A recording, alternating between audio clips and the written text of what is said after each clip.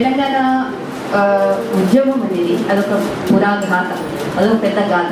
ఎంత చదివితే అంత లోతుంది. దాని గురించి నిన్న నాకు వేదకుమార్ గారు నిన్న ఫోన్ చేశారు. నేను నిన్ననే జిల్లాల్లో కొన్ని మా ఊరు మాది పాలమూరు జిల్లా తిరిగి వచ్చిన తర్వాత ఆయన ఫోన్ చేయగానే విలీనం అనివార్యమా అనే విషయం మీద మనం ఒక చర్చ పెట్టుకుంటున్నామంటే నాకు కొంచెం ఆశ్చర్యం అనిపించింది. ఆశ్చర్యం ఎందుకంటే ఇది ఒక సంక్లిష్టమైన సందర్భం. యూనివర్సిటీ రోజుల్లో నుంచి నాలాంటి వాళ్ళు వందల వేల మంది తెలంగాణ గురించి మాట్లాడి వెలివేయబడ్డ వాళ్ళం మేమంతా. యూనివర్సిటీ రోజుల్లోనే తెలంగాణ గురించి మాట్లాడినందుకు ఒక పేపర్ ప్రజెంట్ చేసినందుకు సెంట్రల్ యూనివర్సిటీలో సపోజిట్లీ యూనిఫైడ్ ఆంధ్రప్రదేశ్ అనే ఒక మాట వాడినందుకు మొత్తం హాల్లో నన్ను వెలివేశారు. అటువంటి సందర్భాల నుంచి వచ్చినప్పుడు కూడా మేము ఎప్పుడూ ఒంటరిగా ఫీల్ అవ్వలేదు. ఎందుకంటే మేమందరం పంచుకునే ఆకాంక్షలు ఉండేవి. ఎంతోమందిని నడిపించే చైతన్యం అలాంటిది. అప్పుడు అట్లాంటి స్నేహాలు కూడా ఉండేవి. కానీ ఇప్పటి సందర్భం గత 4-5 ఏళ్ల నుంచి ప్రత్యక్షంగా ప్రతి ఉద్యమ మలుపులో ప్రతి చోట ఆడవాళ్ళు ఉన్నాం. నాలాంటి వందల వేల మంది ఆడవాళ్ళు ఉన్నారు. ఇంతకుముందే అడ్వకేట్ జాక్ వారి స్ఫూర్తి మాకైతే పూర్తిగా ఉండేది. బహుశా పేపర్లు కానివ్వండి, మేము మీడియాకు దూరంగా కూడా ఉండాలని అనుకున్న వాళ్ళం. చాలామంది తెలంగాణ మహిళా జాక్ వాళ్ళం మీడియాకు దూరంగా ఉండాలనుకున్నాం. మీడియా కోసం కాదు, మేము చేసే తెలంగాణ కోసం అనే ఒక ఉద్దేశంతో అలాగే ఉన్నాం. ఇప్పుడు మీరు చెప్తున్నప్పుడు లగడపాటి గారి గురించి, లగడపాటి గారు అనడం తప్పైంది. ఎనీవే అది తెలంగాణ సంస్కారంగా నేను అనుకుంటున్నాను. ఆయన నిమ్స్ హాస్పిటల్లో అప్పుడు వచ్చినప్పుడు చాలామంది తెలంగాణ ఉమెన్స్ జాక్ ఆడవాళ్ళందరం కలిసి మేము ఒకరొక్కరిగా అక్కడికి లోపలికి వెళ్ళనివ్వడం లేదు, ఒకరొక్కరిగా వెళ్ళాం. ఇది చాలా మందికి తెలియకపోవచ్చు, కానీ అట్లాంటి సంఘటనలు పొల్లల్లో ఉన్నాయి మా దగ్గర. అందరము వేరువేరుగా వెళ్ళి మా పిల్లాడు ఉన్నాడనో ఇంకెవరో ఉన్నారనో ఏదో మాట చెప్పి లోపలికి వెళ్ళి ఆ రోజు మీ లోపలంతా కలుసుకుని ఒకటి చేయాలనుకున్నాం. మేము నిజంగా ప్రజాస్వామ్యాన్ని నమ్మేవాళ్ళము, ప్రజాస్వామిక పద్ధతుల్లోనే తెచ్చుకోవాలని అనుకునే వాళ్ళము, ఇప్పటికి కూడా ఇంకా ఆశ పోగొట్టుకోకుండా. అయితే ఆ రోజు మేము అనుకునేది మొదటిసారిగా చెప్పు దెబ్బలతో ఆయనకు బుద్ధి చెప్పాలనుకున్నాం. మేమంతా ఆ ఉద్దేశంతో లోపలికి వెళ్ళాం కూడా. కాకపోతే ఆయన వెనుక నుంచి పారిపోయాడు. నేను ఇది ఎందుకు చెప్తున్నానంటే, ఇలాంటివి తెలంగాణ విమెన్ ఏ రకంగా చేస్తున్నారనేది బహుశా చరిత్రకి ఎక్కపోవచ్చు, చాలామంది దృష్టికి రాకపోవచ్చు. కానీ తెలంగాణ ఉద్యమానికి మొదటి నుంచి ఇప్పటి వరకు కూడా నిజానికి వెలుదండగా ఉన్నది మహిళలే నేను చెప్పదలుచుకున్నాను. అసలు తెలంగాణ ఉద్యమ దృక్పథం సరే, ఇప్పటి వరకు విలీనం గురించి చాలా చెప్పారు. విలీనం అనివార్యమా అంటే ఇంతకుముందు మన రంగారావు గారు చెప్పినట్ల అనివార్యం నిజమే. తెలంగాణ అనివార్యం ఎవరికి అనివార్యమైందైతే ఆధిపత్య శక్తులకు అనివార్యమైంది, అది వారు చెప్పారు కూడా. సో ఆ విషయంలో మనకి ఇప్పుడు కొత్తగా ఆలోచన చేయాల్సిన అవసరం కూడా లేదు. దాని గురించి మాట్లాడుకోవాల్సిన సందర్భం కూడా కాదేమో ఇది, ఎందుకంటే అది అందరికీ అర్థమైన విషయం కూడా. అటువంటి ఆధిపత్య శక్తులకు వ్యతిరేకంగా అందరం నిలిచి కొట్లాడుతున్న సమయం ఇది. ఈ సందర్భంలో నేను ముఖ్యంగా కార్యాచరణ మీద ఉన్న కార్యాచరణ అండ్ దృక్పథాలు అనే అంశం గురించి కొంచెంగా మాట్లాడాలనుకుంటున్నాను. అసలు తెలంగాణ అంటే నేను నా అనుభవాల నుంచి మీతో నా ఆలోచనలు పంచుకోవాలనుకుంటున్నాను. నిజానికి తెలంగాణ అనేది తెలంగాణ ఉద్యమంలో ఇంతకుముందు మన రంగారావు గారు అన్నారు, ఇప్పుడు మన నాయకుల గురించి మాట్లాడుకోవడం ఇవన్నీ అనవసరమైన విషయాలు. నిజానికి అట్లా కాకుండా మనందరము ఒక ప్రజాస్వామ్య స్ఫూర్తితో ముందుకు పోవాలని నిజమే. కానీ at the same time self retrospection అనేది అవసరమని అనుకుంటున్నాను. మన నాయకులు కానీ ఉద్యమకారులు కానీ, ఉదాహరణకి మొన్న మనకు జరిగిన కవాతే దానికి సాక్ష్యం. దాంట్లో జేఏసీ నాయకుల వైఫల్యం ఉండొచ్చు, అట్లాగే తెలంగాణ పొలిటికల్ లీడర్స్ చెప్పదలుచుకున్నది సరిగా చెప్పకపోవడం కావచ్చు, ఏదైనా కానివ్వండి. కానీ ఆ వైఫల్యాన్ని ధైర్యంగా ఒప్పుకొని ముందుకు వెళ్ళాల్సిన కార్యాచరణని ప్రతిపాదించాల్సిన అవసరం కూడా ఉంది. దాని గురించి మాట్లాడుకోవడానికి బహుశా మనందరం ఇక్కడ కలుస్తున్నామని నేను అనుకున్నాను. కానీ అది కాదు, ఇంకా చాలా విషయాలు నేను తర్వాత అర్థమైంది. అయితే నేను మాత్రం ఆ విషయాల మీదే మాట్లాడాలనుకుంటున్నాను. తెలంగాణ ఉద్యమంలో నిజానికి తెలంగాణ ఉద్యమం ఇంతకుముందే చెప్పినట్టు గాథ అయితే అది 2 రకాల విముక్తుల కోసం ఇప్పుడు పోరాడుతున్నది. ఒకటి మన ప్రాంత విముక్తి, ఇంకోటి దేశ విముక్తి కూడా.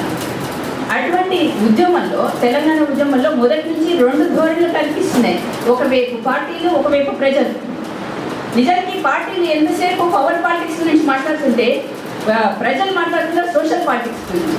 అయితే మనకు తెలుసు ఇక్కడ తెలంగాణ ఉద్యమ పార్టీగా ముందుకు వచ్చిన టీఆర్ఎస్ ఈ సోషల్ పాలిటిక్స్ని తన పాలిటిక్స్లో మలుచుకుంటుందనే ఆశతోటి లెఫ్ట్ రైట్ మీ సెంటర్ అందరూ సపోర్ట్ చేస్తున్నాం. ఇప్పుడు కూడా చేస్తూనే ఉన్నారు. ఎందుకంటే ఇప్పుడు వచ్చిన ఉద్యమ పార్టీగా వచ్చిన ఏ పార్టీ అయినా కానివ్వండి అది ఇటువంటి ప్రోగ్రెసివ్ పాలిటిక్స్ ముందుకు తెస్తుందనే ఉద్దేశంతో తెలంగాణ ఉద్యమము తెలంగాణ ప్రజలు భావిస్తున్నారు. అటువంటి సందర్భంలో ఈ నాయకులు కూడా ప్రోగ్రెసివ్ పాలిటిక్స్ని పాదులు వేయాలి. ఈ సందర్భంలో ఈ విషయం కొంచెం మాట్లాడి సరే పవర్ పాలిటిక్స్ ఇటువైపు అయితే సోషల్ పాలిటిక్స్ అయితే ఈ రెండింటి బ్యాలెన్స్ని చేయగలిగిన ఉద్యమ పార్టీగా ఎదగాలి. ఆ ఎదగడంలో ఏమైనా రూపాలు ఉంటే సరి చేసుకోవాలి. మరి టీఆర్ఎస్ ఇంతకుముందే మనం అనుకున్నాము రాజశేఖర్ నుంచి మొదటి నుంచి కూడా తెలంగాణ ఉద్యమం వచ్చింది ఎలాగా ఒక రాజకీయ పార్టీలకి ప్రజలను అప్పగించడంతో వచ్చింది. విలీనం అంటే అదే కదా, ఆధిపత్య శక్తులు అంటే అవే కదా. అట్లాంటప్పుడు మనకు కొత్తగా వచ్చిన పార్టీ కొంచెం భిన్నంగా ఉండాలని ఆశించడం తప్పు కాదు కదా ప్రజలది, తెలంగాణ ప్రజలది. అదే తెలుగుదేశం కైండ్ ఆఫ్ పార్టీ రాజకీయాలు కుటుంబ రాజకీయాలు ఉండకూడదు అని ఆశించడం తప్పు కాదు. అలాగే అదే రాజకీయాలు కాకుండా జనానికి దగ్గరగా వచ్చే ఒక బ్యాలెన్స్ రాజకీయాల్లో ముందుకు పోవడం అనుకోవడం కూడా తప్పు కాదు. అసలు అది వాళ్ళ హక్కు. అటువంటి హక్కులను గుర్తించి ఈ పార్టీలు కూడా తమ పంతాన్ని కొంచెంగా మెరుగుపరుచుకుంటే బాగుంటుందని నా ఉద్దేశం. ఈ సందర్భంగా నేను చెప్పాలనుకుంటున్నాను.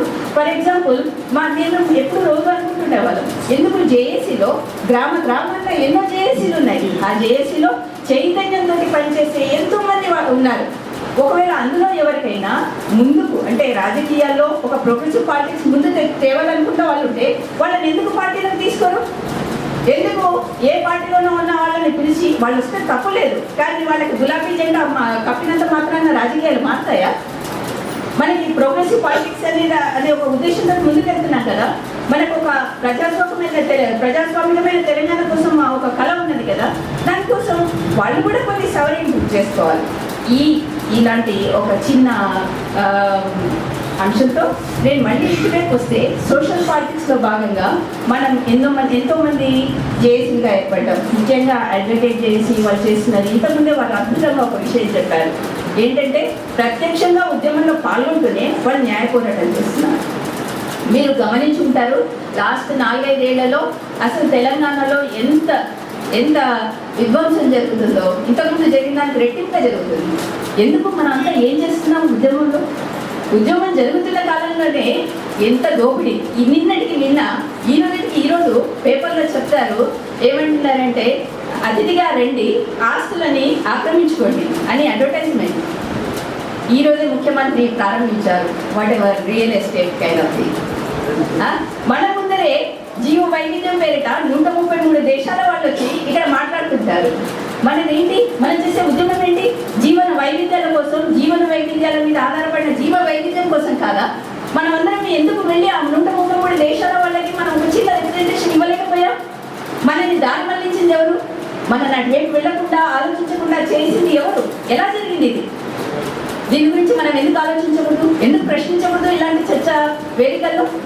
ఎందుకంటే ఇలాంటి చర్చలో మనం ఇది ఎవరి కోసమో ఏ పేపర్స్ కోసమో చేసేది కాదని నేను అనుకుంటున్నాను. ప్రెస్ కోసమో చేసేది కాదు. మన ఆలోచనలని విస్తరించుకోవడానికి, విస్తృతపరచుకోవడానికి.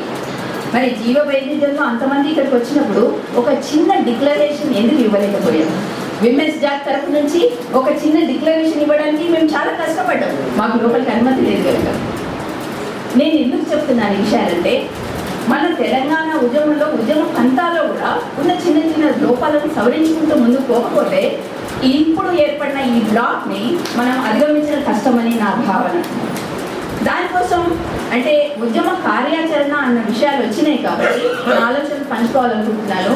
దానికోసం ఉద్యమ కార్యాచరణలో ఉండే దృక్పథాలు చాలా పనిచేస్తాయి. ఎంతసేపు రాజకీయ నాయకులంతా ఆర్థికవాదాన్ని ముందుకు తెస్తారు, ఆర్థికవాదంతో పాటుగా వచ్చిన డెవలప్మెంట్ని ముందుకు తెస్తారు. దాంట్లో అందరూ ఆ డెవలప్మెంట్ అని పాడుతుంటారు. కానీ మనకు తెలీదా తెలంగాణ ఉద్యమం అంటే మనకే అయిన అభివృద్ధి కోరుకునేదని? దాని గురించి మనం ఎందుకు మాట్లాడాం? ఎంతసేపు development, anti development, good subject, bad subjects అని 2 విభజనలు చూపిస్తుంటారు. కానీ తెలంగాణ ఉద్యమం ఈ 2 కాదు. మనం నాన్ సబ్జెక్ట్స్గా పనిచేస్తున్నాం, నాన్ సబ్జెక్ట్స్గా లోకల్ ఇనిషియేటివ్ కోసం పనిచేస్తున్నాం, దానికోసం కొట్లాడుతున్నాం. ఇది మన దృక్పథం. ఈ దృక్పథం గురించి ఎంతమందికి తెలుస్తున్నది, దీని గురించి మనం ఎంత చెప్పగలుగుతున్నాం అనే విషయాల గురించి కూడా. ఈ విషయం ఎందుకు చెప్తున్నానంటే, దీనికి ముఖ్యంగా నేను సజెస్ట్ చేయదలుచుకున్నది ఏంటంటే, ఇలాంటి విషయాలన్నింటినీ మనం చెప్పాలనుకున్నప్పుడు ఈ జేఏసీస్ ఉన్నాయి, జేఏసీస్ అధ్యయన బృందాలుగా ఏర్పడి కూడా వీటి గురించి మాట్లాడదు. అదొకటి. ఇంకొకటి ఏంటంటే, నా సజెషన్స్లో అంటే గ్రామీణ జేఏసీస్కి పూర్తి భాగస్వామ్యం లేదు ఇంకా.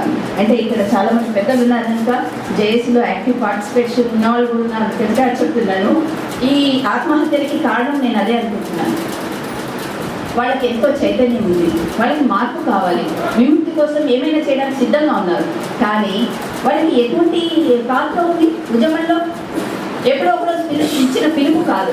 దానికోసం గ్రామీణ జేఏసీలన్నిటికీ వాళ్ళ భాగస్వామ్యంలో ఉండే కార్యాచరణ అవసరం. ఇప్పుడు గ్రామీణ జేఏసీలన్నీ ఒక అధ్యయన బృందాలుగా ఏర్పడాల్సిన అవసరం ఉంది. ఇప్పుడు అధ్యయన బృందాలుగా ఏర్పడి గ్రామం గురించి పునరాలోచించాల్సిన అవసరం ఉన్నది. ఇప్పుడు ఆ అవసరాన్ని మనం మలుచుకోవచ్చు. ఇప్పుడు ఉద్యమంలో భాగంగా, ఉద్యమ కార్యాచరణలో భాగంగా.